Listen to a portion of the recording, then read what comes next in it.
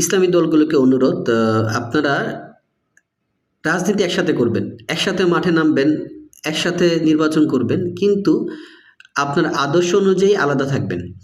এই যে ইসলামী ঐক্যজোট বিএনপির সাথে নির্বাচন করলেন, ইসলামের শক্তি কমলো। চরমোনাই আলাদা নির্বাচন করলেন, ইসলামের শক্তি কমলো। কিন্তু আপনারা যদি সবাই একসাথে, জামাত, চরমোনাই, ইসলামী ঐক্যজোট সবাই যদি একসাথে নির্বাচন করতেন, একসাথে রাজনীতির মাঠে নামতেন এবং নির্বাচন শেষ হলে বা আপনাদের আদর্শ অনুযায়ী আপনারা আবার সরে যেতেন, এটা চমৎকার ছিল।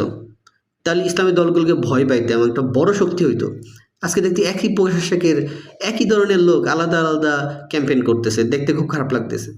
তো ভাই, একসময় এই যে ফরুদ্দিন মাসুদ, তারপর হচ্ছে ফয়জুল্লাহ, তাদেরকে গালিগালাজ করছেন যে তারা আওয়ামী লীগের সাথে নির্বাচন করছে, কিন্তু এখন আপনারাই তো ঐক্যজোটের গেলেন বিএনপির সাথে, যারা আওয়ামী লীগের 17 মাসে আরো বেশি খারাপ খারাপ কাজ করছে, যারা হামাসকে বলতেছে তারা একটা সন্ত্রাসী দল, যারা ইসলাম নিয়ে কটূক্তি করতেছে, আরো বেশি বেশি মসজিদে আজান দিতেছে না, আপনারা তাদের সাথে যুক্ত হলেন।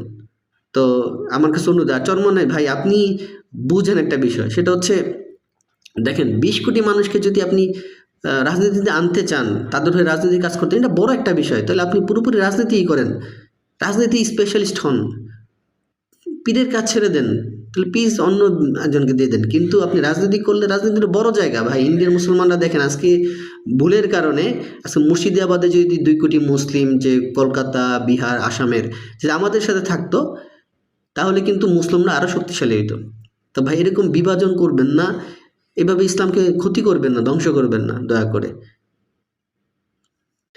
কথাগুলো ভালো লাগলে শেয়ার করবেন এবং আমার চ্যানেলটাকে সাবস্ক্রাইব করবেন, আমার পাশে থাকবেন।